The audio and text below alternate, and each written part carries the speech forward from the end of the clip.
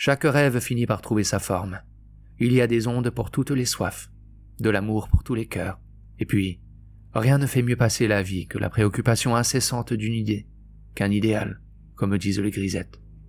Folie pour folie, prenons les plus nobles.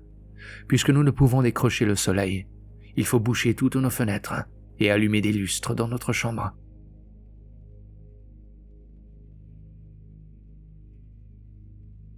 La vie, la mort, la joie et les larmes, tout cela se vaut, en définitive. Du haut de la planète de Saturne, notre univers est une petite étincelle. Il faut tâcher, je le sais bien, d'être par l'esprit aussi haut placé que les étoiles. Mais cela n'est pas facile continuellement. Avez-vous remarqué comme nous aimons nos douleurs? Mais nous ne valons peut-être quelque chose que par nos souffrances, car elles sont toutes des aspirations. Il y a tant de gens dont la joie est si immonde et l'idéal si borné, que nous devons bénir notre malheur s'il nous fait plus dignes.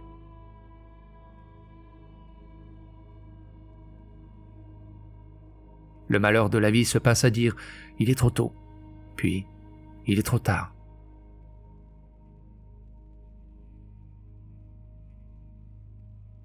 Les gens légers, bornés, les esprits présomptueux et enthousiastes veulent en toute chose une conclusion. Ils cherchent le but de la vie et la dimension de l'infini. Ils prennent dans leurs pauvres petites mains une poignée de sable et ils disent à l'océan « Je vais compter les grains de tes rivages ». Mais comme les grains leur coulent entre les doigts et que le calcul est long, ils trépignent et ils pleurent. Savez-vous ce qu'il faut faire sur la grève? Il faut s'agenouiller ou se promener.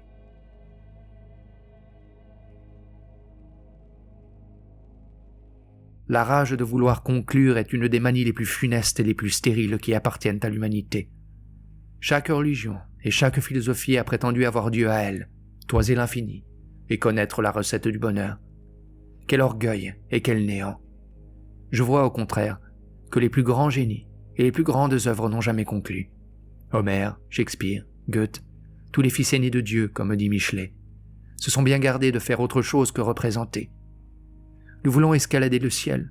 Eh bien, élargissons d'abord notre esprit et notre cœur. Hommes d'aspiration céleste, nous sommes tous enfoncés dans les fanges de la terre jusqu'au cou. La barbarie du Moyen-Âge nous étreint encore par mille préjugés, mille coutumes.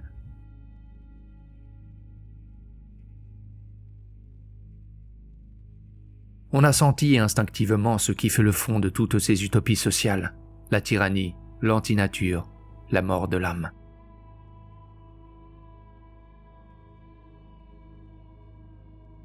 La vie doit être une éducation incessante. Il faut tout apprendre, depuis parler jusqu'à mourir.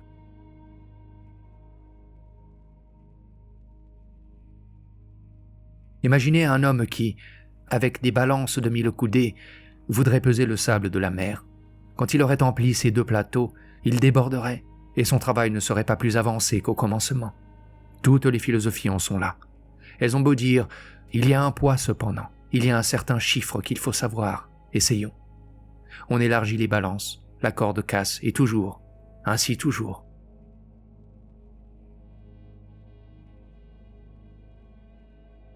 On se paie de mots dans cette question de l'immortalité, car la question est de savoir si le moi persiste.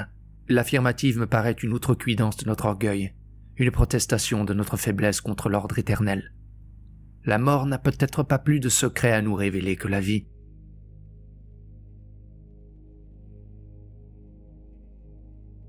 La masse, le nombre est toujours idiot.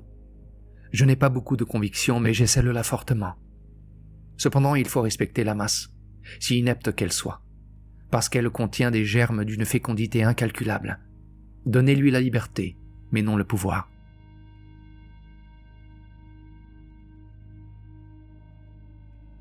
Quand on devient vieux, les habitudes sont une tyrannie.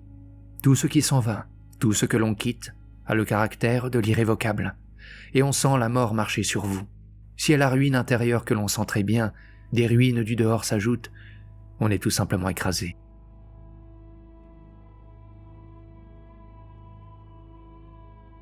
Les morts sont plus agréables que les 3/4 des vivants.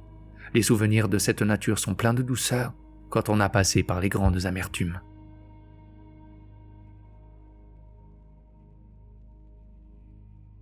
L'obligation où l'on est de vivre sur un coin de terre marqué en rouge ou en bleu sur la carte, et de détester les autres coins en vert ou en noir, m'a paru toujours étroite, bornée et d'une stupidité finie.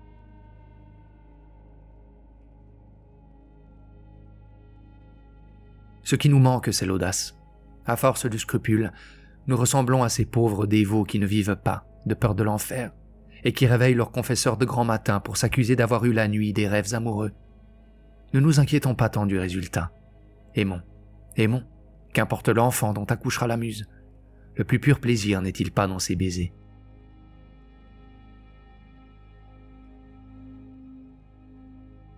Il n'est pas de sottise ni de vice qui ne trouve son compte et ses rêves. Je trouve que l'homme maintenant est plus fanatique que jamais, mais de lui.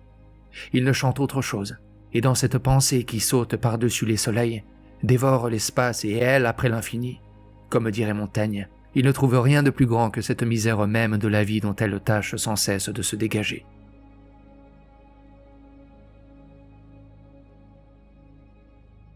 Les hautes idées poussent à l'ombre et au bord des précipices comme les sapins.